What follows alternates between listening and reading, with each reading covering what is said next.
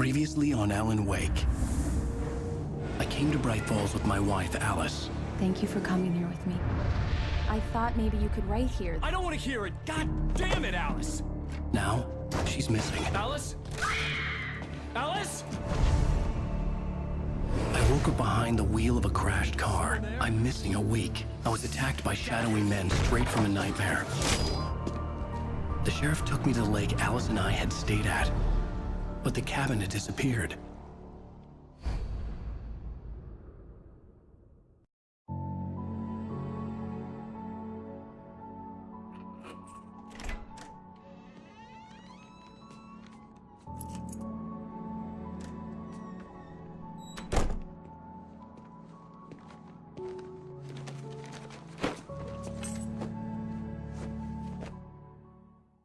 Honey, I'm home.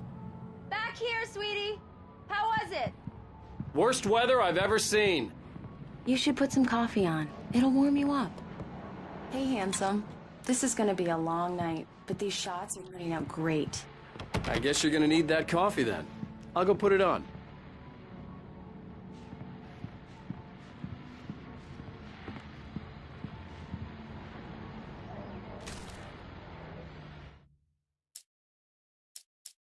It's true what they say about the fall and the sudden stop at the end. I'd lain here in the snow while the lurid chain of scenes that had led me here kept playing in my head. A rerun of my own private snuff movie. A memory of my corpse. Alone at my own wake. Thinking in metaphors again. The femme fatale was gone. Only a sour taste remained of the kiss that killed me. This was a late goodbye. 13 years after I'd gotten my revenge, it had finally caught up with me. It had been a long time to bear the pain. My blood painted the snow red. A gruesome slushy dissolved all the scattered painkillers and leisurely dripped down to the sewer, mingling with the bile of the city, becoming one with it. I can see them now. My wife and my baby. Honey, I'm home.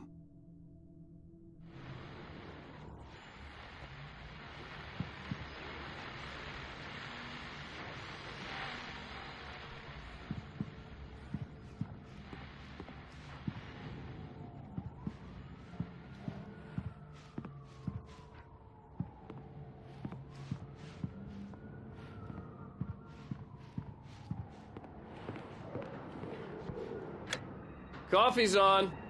Great, thanks. I'll need it if I'm gonna finish this by tomorrow.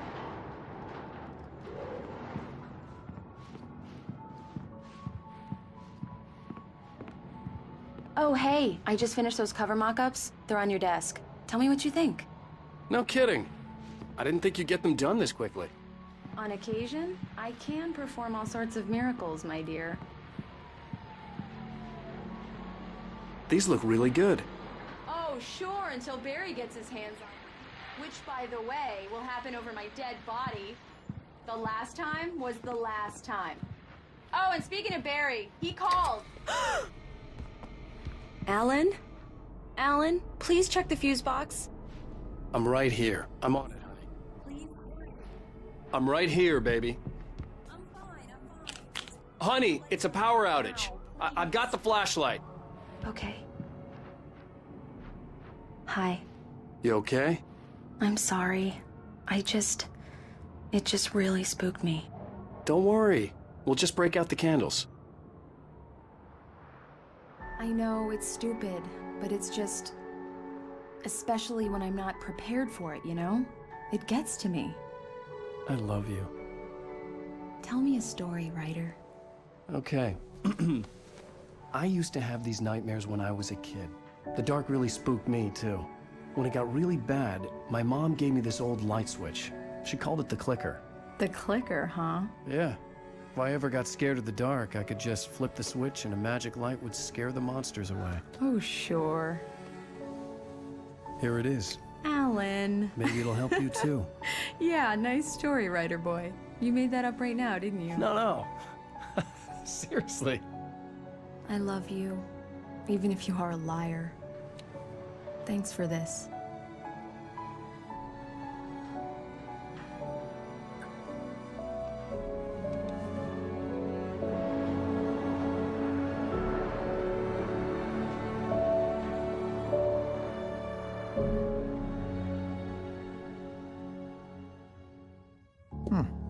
How do you feel, Mr. Wake? Any nausea, disorientation, anything like that?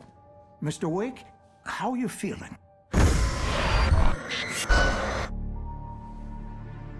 I'm okay. My head's fine. I had to lie about my headache and memory loss. He'd send me to a hospital for tests. I couldn't leave without Alice. Very well. I don't think you have a concussion, but you've obviously been through quite a shock. You should take it easy for a couple of days. Thanks. Well then, Mr. Wake, we're done here. If the pain gets any worse or you experience any other symptoms, you should come see me. I'll let you get on with it then. Sarah, Sheriff Breaker, is waiting for you. She's very good at her job. I'm sure she can locate your wife in no time. Doc Nelson was the image of a small-town doctor. Sheriff Breaker had called him to the station to take a look at the cut in my head.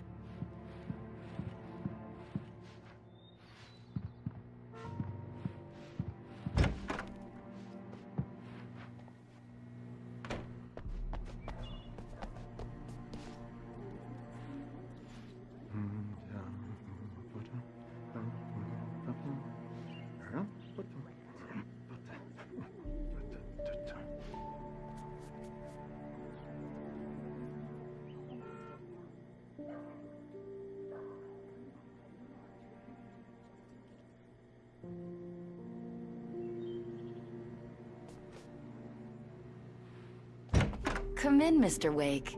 Your phone's on the desk. The battery was dead. It's charged now.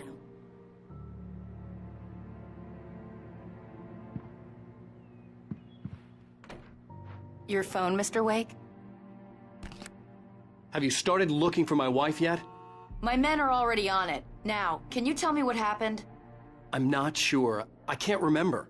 We were arguing. I walked out of the cabin. The cabin on Cauldron Lake? How did you end up at Stucky's gas station? I wanted to tell her what had happened last night, but I couldn't. She'd lock me up.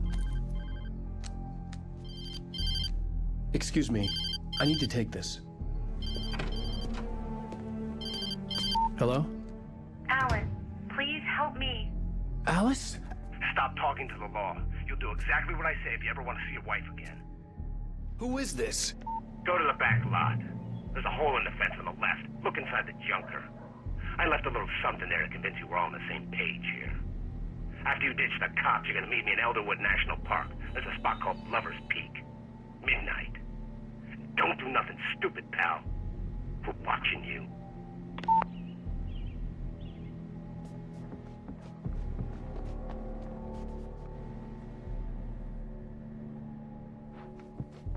Mr. Wake, can I help you with anything? I need to get some air. The sheriff said I could go out back. Hey, mister! Cell corridor.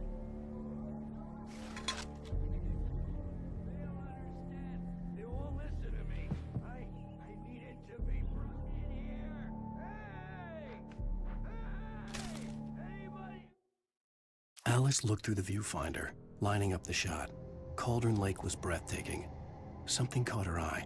A figure standing in the shadows behind the cabin, like a thin woman in a black dress. She lowered the camera and looked again. No one there. Just a collection of bushes that looked vaguely human-shaped. She shook her head and laughed.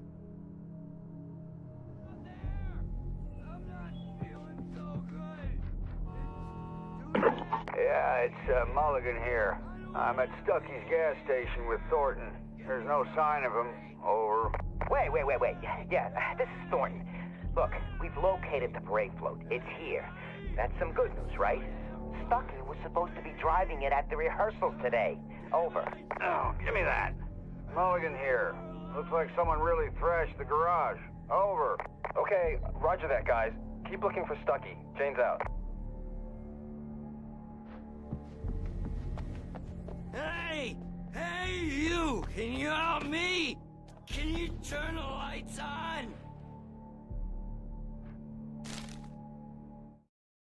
In spite of its human mask, to describe the dark presence as intelligent would have implied human qualities on something decidedly inhuman.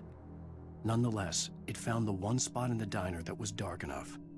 Some light spilled into the corridor, ravaging it. But it took the pain. Horrible as it was, the writer would soon fix that. He would be coming to the one place where it still had power.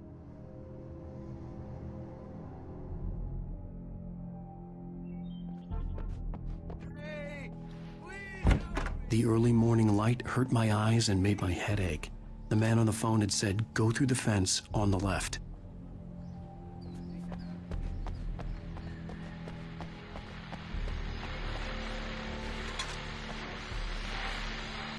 Well, folks, it's been another long night, and it's about time for me to sign off for a while. God knows I need my beauty sleep. Just one more item before I go.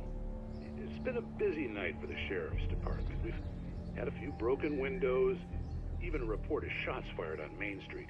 Deputies Mulligan and Thornton had to deal with two intoxicated young men who were celebrating the completion of their Deer Fest float. Now, folks, we get this every year. I know it's exciting that the big day's almost here, but let's save it for the party and leave the gunplay for the shooting competition, huh? There's no point in getting all worked up yet.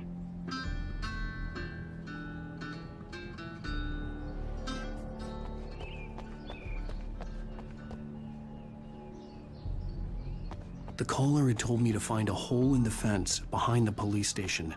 There was something for me in an abandoned car.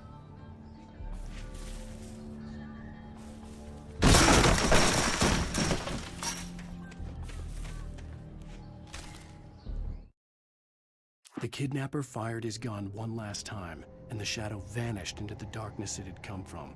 See? Nothing to it, Wake. The thought of Alice in his hands was revolting. We stood on the wooden platform of Lover's Peak, the waterfall on the mountain behind us, the lights of the radio mast blinking red in the heights above. I fought with the urge to take a swing, force myself to speak. Let's cut the act now. Where's my wife?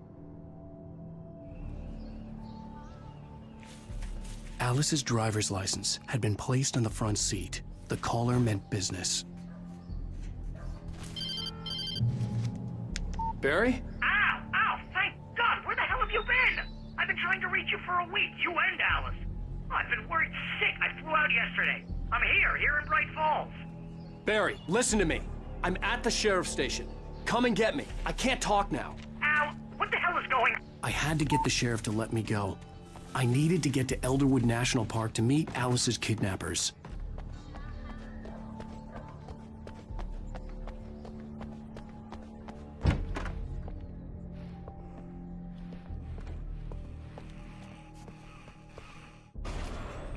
A writer is a light that reveals the world of his story from darkness, shapes it from nothingness.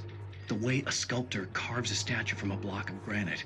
If I stop, the world I'm making dies. Darkness will reclaim it. It's a long, hard journey into the dark.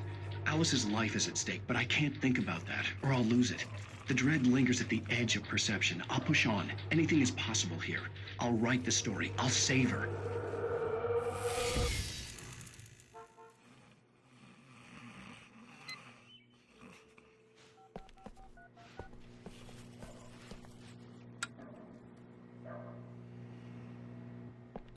Marvelous, Sarah. I just wanted to settle the damage the Anderson brothers might have inadvertently caused on their recent and regrettable little outing. They are not accountable for their actions, of course. I can assure you that my staff has been reprimanded. Tor and Odin never caused any trouble to anyone when they were still living at their farm. Indeed. All we can do is to slow down the progress of their dementia. Are you feeling any better, Mr. Wake? I'd like to leave. Am I free to go? Well, we still need to talk about... Am I under arrest? No, of course not. But I need to know where you'll be staying so I can get in touch with you. I'd avoid the motel. The Majestic is known for its roaches. The cabins at Elderwood are pretty nice, though. That sounds perfect. I'm Dr. Emil Hartman. I'd like to invite you to stay at Cauldron Lake Lodge. Did you talk to my wife? I had the pleasure of discussing your situation with her on several occasions. Did you set something up with her? I invited her here. My clinic is a place where... Oh! Hey! Oh my! Take it easy. Hey, nobody move! Get your hands off of my client! Who are you? I'm Barry Wheeler, his agent. If you have business with Mr. Wake, you talk to me. You yokels won't know what hit you once I sick my lawyers on your asses. No harm done, Sarah. I'm all right. I don't want to press charges. Mr. Wake, my offer still stands. Get me out of here. What the hell was that about, Al? We don't need a replay of that thing with the paparazzi. I thought they were gonna lock you up.